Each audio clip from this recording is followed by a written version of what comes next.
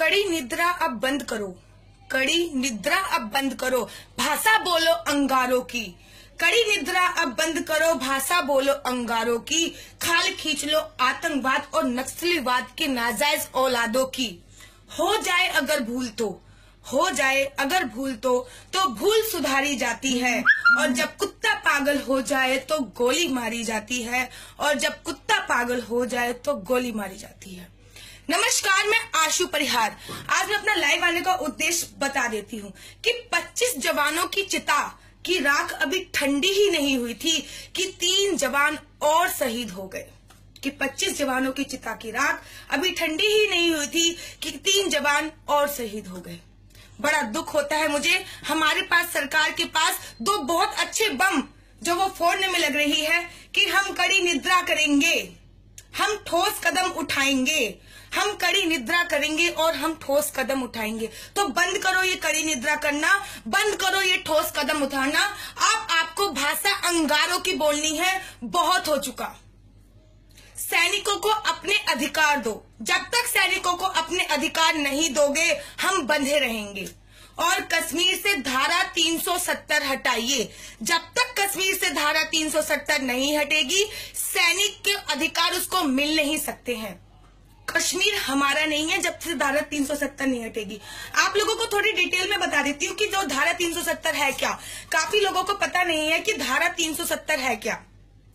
धारा 370 के अंतर्गत ही आता है कि अगर कश्मीर की लड़की की शादी हिंदुस्तान में किसी लड़के से हो जाती है तो उसकी कश्मीर की नागरिकता खत्म हो जाती है। लेकिन अगर कश्मीर की लड़की की शादी पाकिस्तान के लड़के से हो जाती है तो उस पाकिस्तान के लड़के को हिंदुस्तान की नागरिकता मिल जाती है। वो भी दोहरी नागरिकता, एक कश्मीर की नागरिकता और एक भारत की नागरिकता। क्योंकि कश्मीर के लोगों के पास दोहरी नागरिकता का अधिकार है, वो भी 370 धारा के अंतर्गत ही आता है। ये आता है 370 धारा के अंतर्गत। अगर वहां पे हमारे तिरंगे की किसी ने बेइज्जती कर दी तो उसका कोई अपमान नहीं माना जाता। ये आता है धारा 300 अंदर के अंदर।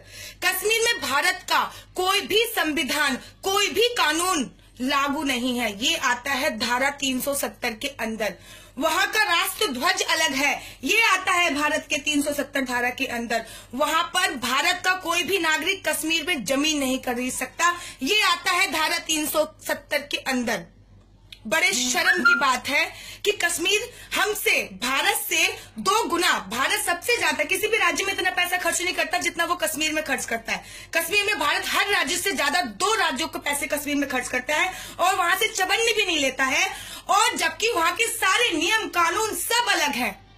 वहां पे भारत की उच्चतम न्यायालय का आदेश भी मान्य नहीं है, जो भी 370 धारा के अंतर्गत आता है कि कश्मीर में भारत के उच्चतम न्यायालय का आदेश मान्य नहीं है।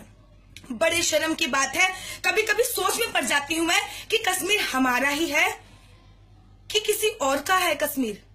इतने सारे नियम लागू। सबसे पहले मोदी जी, आपको हमारी सरकार है, हमारी सरकार। जब हम बोलते हैं ना, जब मोदी जी, योगी जी, भाजपा की सरकार बनी थी तो हमने बोला था कि अब हमारी सरकार है।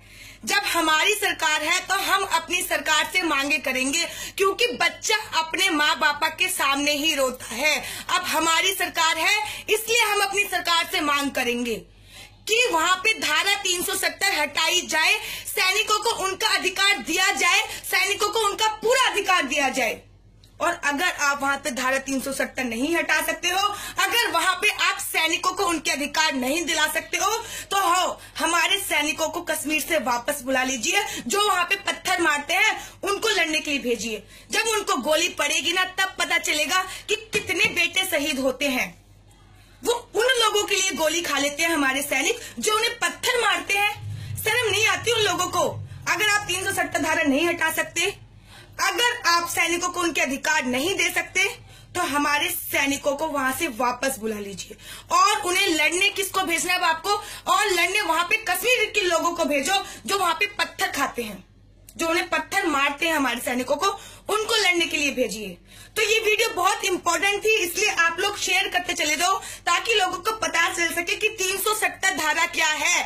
370 धारा में तो हमारा कुछ है ही नहीं कि कश्मीर वो बेवफा औरत हो चला है जो खाता हमारा है, पीता हमारा है और नैन मटक के पाकिस्तान के इरादों पे करता है। मतलब 2-4 लोगों ने पाकिस्तान जिंदाबाद के नारे क्या लगा दिए। पाकिस्तान तो कश्मीर को अपनी जागीर ही समझ बैठा।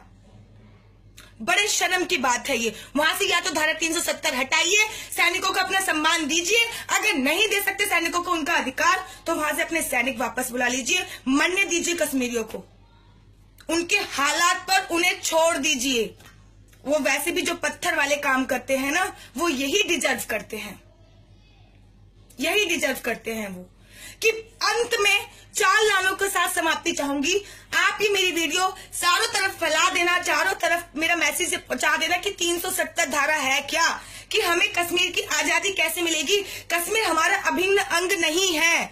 ये वहां पे उमर अब्दुल्ला भी बोल चुके हैं। जो पूरी उमर अब्दुल्ला की फैमिली है वो चाहता है कि भारत से कश्मीर अलग हो जाए और उमर अब्दुल्ला जी वहां के प्रधानमंत्री जी बन जाए। एक बार उमर अब्दुल्ला ने बोला था, मुझे बड़ा अभी भी याद है, एक बार उमर अब्दुल्ला ने बोला था कि वो तो हम भारत में हैं, इसलिए अभी तक मुख्यमंत्री बन के बैठे हैं, अगर हम पाकिस्तान में होते तो तुम प्रधानमंत्री बन के बैठे होते। बड़े शर्म की बात है। वो तो शुक्र करो तुम भारत में हो तो मुख्यमंत्री बन के बैठे थे, अगर तुम पाकिस्तान में होते ना तो अभी तक गोलियों से भुन चुके होते। तुम्हारा कोई अता पता नहीं होता। तो ये उमर अब्दुल्ला की जो पूरी फैमिली है, पूरा उमर अब्दुल्ला का जो पूरा खानदान है, वो शुरू से ही ये प्रयास करा जा रहा है कि कश्मीर भारत से अलग हो जाए और वो कश्मीर का प्रधानमंत्री राष्ट्रपति बन के बैठ जाए, एक कश्मीर पे शासन अपना लागू कर सके। तो ऐसा तो हम कभी होने नहीं देंगे। इसलिए वहां से 370 धारा हटनी बहुत जरूरी है। लास्ट में जाते जाते 2 शब्दों के साथ समाप्ति चाहूंगी, ज्यादा नहीं बोलना चाहूंगी, केवल 2 शब्दों के साथ मैं अपनी समाप्ति चाहूंगी कि बहुत हो चुका मोदी जी, बहुत हो चुका मोदी जी, ये मौन तुम्हारे खलते हैं। बहुत हो चुका मोदी जी, ये मौन तुम्हारे खलते हैं। रोज सैनिकों की शहादत पर जिगर हमारे जलते हैं। बहुत हो चुका मोदी जी, ये मौन तुम्हारे खलते हैं। रोज सैनिकों की शहादत पर ये जिगर हमारे जलते हैं। अब नक्सलवादियों और आतंकवादियों को थोड़ा सा तो झटका दो। अब नक्सलवादियों और आतंकवादियों को थोड़ा सा तो झटका दो, और जो आतंक की राह पर चढ़े उन्हें लाल किले पर लटका दो। जो आतंक की राह पर चले उसे लाल किले पर लटका दो। सैनिकों की शहादत पे नमन करती हूँ। इसी के साथ जय हिंद, जय श्री राम, जय श्री राम।